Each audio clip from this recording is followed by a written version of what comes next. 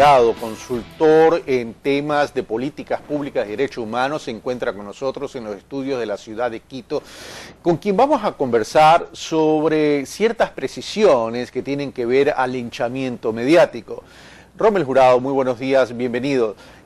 Una de las principales preocupaciones que ha surgido al interior del país en ciertos sectores y sobre todo al exterior y fundamentalmente en Colombia, en la prensa escrita, es sobre el tema del linchamiento mediático. Se está argumentando que la figura del linchamiento mediático podría generar una mordaza en la libertad de expresión que pueden tener los medios. En ese sentido, Rommel Jurado, ¿cuáles serían las explicaciones y las argumentaciones suyas en el sentido que esta figura del linchamiento mediático, que ya forma parte de la Ley Orgánica de Comunicación, no se constituirá en una mordaza para perjudicar o impedir la libertad de expresión de quienes hacen o hacemos opinión?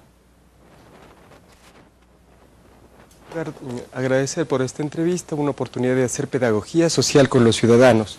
En segundo lugar, decir que esa preocupación o ese temor que ha sido señalado por doctores que de alguna manera sienten disminuidos sus privilegios a partir de la implementación de la ley de comunicación, estas preocupaciones acerca de que se vulneraría la libertad de expresión, decir que son preocupaciones infundadas, que son preocupaciones falsas. La figura del linchamiento mediático básicamente prevé la posibilidad de que dos o más personas celebren un pacto ilegítimo, una concertación dañina para perjudicar a otro a través de la difusión de información hecha en los medios de comunicación de manera reiterada, con el ánimo de disminuir su prestigio o de disminuir su credibilidad. Este pacto dañino, este pacto ilegítimo, que hace que los medios de comunicación hayan sido en algunos casos usados como verdaderas armas en contra de personas, instituciones o ideas, este pacto ilegítimo no puede ser tolerado por la ciudadanía. Este pacto ilegítimo no es consecuente, no es concurrente con la función social que los medios de comunicación deben tener y por lo tanto en la ley de comunicación se prohíbe la realización de esta conducta. Ahora, pero este tema que tendrían que estar, debería haber una asociación concurrente de varias personas, instituciones, medios, periodistas, para poder hacer daño, el honor, la dignidad, el prestigio de una persona. Es difícil poderlo comprobar desde el punto de vista legal. Esto, dicen algunos especialistas, esto va a perjudicar mucho las denuncias de corrupción que pueden presentarse en cualquiera de las instancias de gobierno dentro de una nación. De ninguna manera. Mire, todas las personas, sean o no periodistas, pueden seguir investigando y denunciando actos de corrupción. Pueden hacerlo de manera reiterada, pueden hacerlo a través de los medios de comunicación. E incluso la realización de esta difusión de información puede afectar la credibilidad o el prestigio de una persona. Efectivamente, esto se puede seguir haciendo, eso no está prohibido. Lo que está prohibido es celebrar un pacto ilegítimo con el ánimo de hacer daño a otro y utilizar cualquier información falsa o verdadera para tratar de realizar este daño. Eso es lo que está prohibido. Y efectivamente, como usted señala, no es una cuestión fácil de demostrar. Todo depende de cómo se haya realizado la infracción. Si esa infracción legal se ha realizado en el marco de un secreto total, de una clandestinidad absoluta, pues va a ser mucho más difícil probar. Pero si hay correos electrónicos, si hay grabaciones, si hay testigos, y a veces, como el poder es soberbio, si hay declaraciones públicas de que efectivamente se va a actuar de forma concertada en contra de una persona o una institución usando los medios de comunicación, entonces la prueba será más fácil. Todo depende de las circunstancias en las que se produzca la infracción. A ver, pongamos ejemplos y casos prácticos a efectos de que la ciudadanía pueda dimensionar. Porque usted habla es cuando exista un pacto ilegítimo con la clara intención de querer dañar el prestigio, la honra, la dignidad y la credibilidad de una persona. Pongamos el caso que ha sido analizado en el país en el tema que tiene que ver con la asambleísta María Augusta Calle, que fue catalogado como un linchamiento mediático. Al amparo de la norma que existe hoy en la Ley Orgánica de Comunicación, la que ya fue aprobada, la reciente, y que ya está en vigencia, por cierto, lo que le pasó a la asambleísta María Augusta Calle, dentro de la norma de la ley orgánica de comunicación actual, ¿se la podría considerar como un linchamiento mediático? A ver, en primer lugar, lo que se produjo es la difusión de información falsa o inexacta. Es decir, se le atribuyó la realización de ciertas conductas o de ciertas calidades que no eran verdaderas, se le atribuían vínculos con movimientos subversivos que nunca fueron comprobados, que nunca fueron demostrados, pero se los atribuía como si fueran una verdad. En este caso lo que hay es la atribución falsa, la imputación falsa de la comisión de un delito.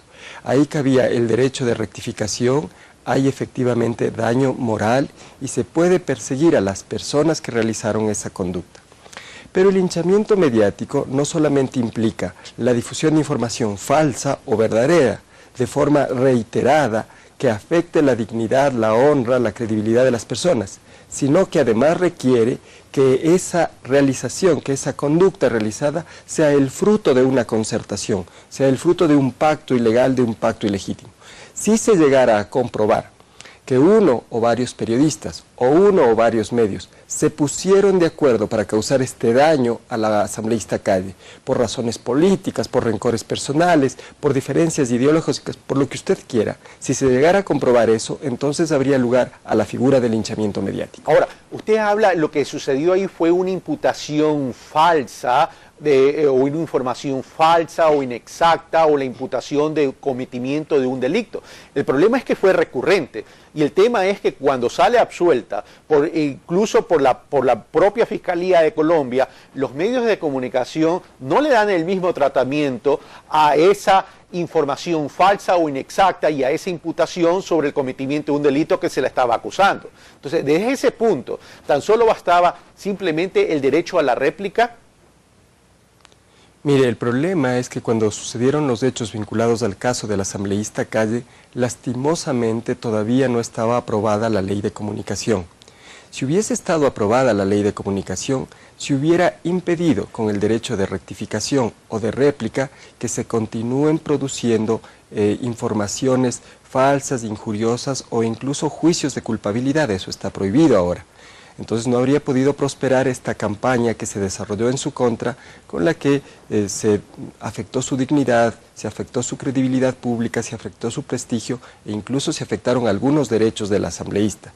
Lastimosamente en ese tiempo no estaba vigente la ley de comunicación, pero aún no estando vigente, estaban vigentes el derecho civil y el derecho penal, es decir, si alguien le acusó falsamente de la realización de una infracción, cometió un delito y ese delito debe ser investigado y sancionado. Y si le produjeron daños civiles o morales, estos pueden ser indemnizados de acuerdo a las leyes que en ese momento estaban vigentes. Si hubiera estado vigente la ley de comunicación, se hubiera explorado, al menos se hubiera explorado, la posibilidad de que se haya cometido linchamiento mediático. Y si se probaba este pacto ilegítimo al que me he referido, habría que sancionar al medio de comunicación y a las personas que acordaron este pacto ilegítimo, este pacto dañino. Pongamos otro caso.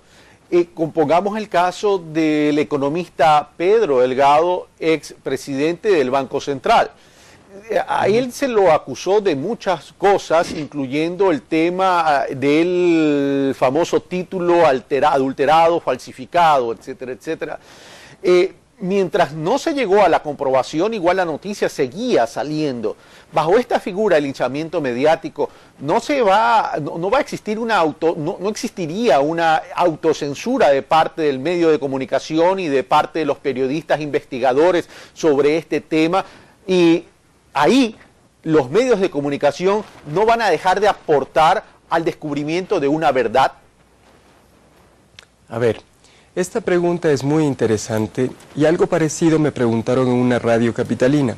Entonces me decían, ahora no vamos a poder difundir información de investigación periodística, por ejemplo, del caso Delgado.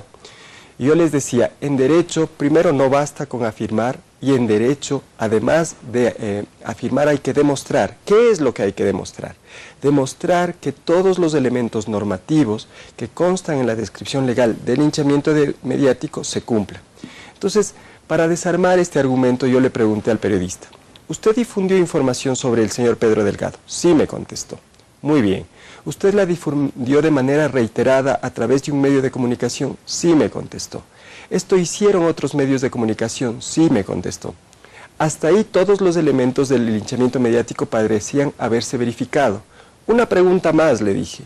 ¿Usted pactó con alguien hacer daño al señor Pedro Delgado? No, me dijo. Entonces le dije, se han comprobado varios elementos del linchamiento mediático, pero uno de ellos, que es sustancialmente importante, ese pacto ilegítimo, no se ha comprobado. Por lo tanto, usted no realizó linchamiento mediático, usted realizó difusión de información investigativa, todas las veces que consideró necesarias para que el país informe de este caso con el seguimiento correspondiente. Eso no se va a sancionar, eso no lo sanciona la ley de comunicación. Es indispensable la existencia de ese pacto con finalidades, con el propósito de desprestigiar para que el linchamiento mediático se configure. ¿Se podría entonces concluir, de acuerdo a su argumentación y su explicación, Rommel Jurado, que aquí tendríamos que demostrar esto que se mencionó en el proceso litigioso con el diario El Universo, que es la autoría coadyuvante para poder declarar este pacto ilegítimo que usted menciona? No. Eso de la autoría coadyuvante y el pacto ilegítimo son dos cosas distintas. Pongamos, por ejemplo, el caso de la asambleísta María Augusta Cady. Supongamos que uno puede llamar a confesión judicial a aquellos periodistas que hicieron notas sobre María Augusta Cady y decirles, mire, este texto publicado en su periódico, con su firma de responsabilidad, es idéntico a este otro texto publicado en otro periódico con la firma de responsabilidad de otro periodista. Explíqueme por qué dos textos hechos por periodistas distintos son exactamente iguales. Eso es, por ejemplo, una prueba de que ha habido un acuerdo, una concertación. Ninguna persona puede escribir exactamente igual a otra si no se pone de acuerdo con ella, si una no copia a la otra o si las dos se ponen de acuerdo en trabajar el mismo texto. Esto demostraría, por ejemplo, que ha habido un pacto, una concertación para publicar de manera articulada noticias o comentarios en contra de alguien que le son lesivos, que le son dañinos. Es decir, otra cosa es la autoría coadyuvante. Solo hay una precisión, Rommel, es decir, ahí estaríamos hablando de una presunción por asociación. Una cosa es que los textos sean iguales y otra cosa es que se escriba sobre una misma noticia, sobre un mismo hecho que se está investigando. Exactamente, mire, lo que he dicho es, llame a esos periodistas y pregúnteles por qué razón tienen ambos el mismo texto en diferentes días y en diferentes medios. ¿Por qué se produce esta práctica coordinada que es identificada por la similitud de las noticias? Cuando usted le pregunta a esos periodistas la razón, algo tendrán que decirle. Y esos argumentos, esas razones que digan, pueden ser prueba, pueden demostrar la existencia de este acuerdo, de esta concertación que prohíbe el linchamiento mediático. Lo que quiero decir es que en el caso del linchamiento mediático es necesario probar esta concertación, este acuerdo con finalidades dañinas y que a veces existe evidencia en los propios textos que se publican o en los propios programas que se publican por la similitud, pero también se puede probar preguntando a las personas que han trabajado esos textos o esos programas las razones de dicha similitud y encontrar ahí pruebas del acuerdo o de la concertación. Okay. Este tema de la pedagogía social es importante porque a efectos de que no suceda lo que usted dice en un párrafo de su artículo que salió publicado en Diario El Universo sobre las precisiones del linchamiento mediático, y lo voy a citar, abro comillas. La ley de comunicación protege la realización de la investigación periodística hecha con responsabilidad y sustento. De la misma forma, ampara y promueve la difusión de esa información, por lo cual me permito, dice Rommel Jurado, me permito instar a los periodistas a realizarla sin temor ni favor. Bien, cierro comillas. El bien está después de la comilla. Vamos a poner otro ejemplo. Yo, periodista investigativo, resulta que tengo serias sospechas sobre el cometimiento de un acto de corrupción en una entidad pública. Resulta que tengo todos los elementos. Puedo en mi reportaje, en mi nota de investigación, plantear evidentemente, no emitir juicios de valor porque no soy juez. Es decir, yo no puedo decir que un señor es corrupto porque yo no soy juez y eso tiene que probarlo el juez. Y en derecho, no soy abogado, pero en derecho, tal como dijo usted, no es cuestión de verbalizarlo, sino de demostrarlo. En ese sentido, lo que yo planteo dentro de mi trabajo de investigación son escenarios y planteo, y ya la opinión pública y el fiscal o los jueces tendrán que tomar la decisión. Dentro de mi nota, ¿puedo poner los nombres de las personas a las cuales estoy investigando? Pregunto. Sí. Mire, toda la información que produce el Estado, toda la información que se produce con fondos del Estado, toda la información que producen los delegatarios y concesionarios del Estado y toda la información que se produce con fondos de la cooperación internacional es pública. Si usted, accediendo a esta información pública, encuentra que se ha firmado, que se ha suscrito, que es evidente de la documentación que tiene, que hay actos de corrupción, entonces tiene fundamentos para señalar que ahí hay actos irregulares y puede ponerlos a conocimiento de la ciudadanía como fruto de su investigación periodística, sin hacer juicios de culpabilidad o inocencia de los involucrados, pero describiendo con toda precisión los actos que le parecen irregulares para que la ciudadanía tome conciencia de que efectivamente hay una irregularidad ahí y las autoridades competentes tomen conciencia de que efectivamente hay una irregularidad ahí y sean investigadas y, de ser el caso, sancionadas.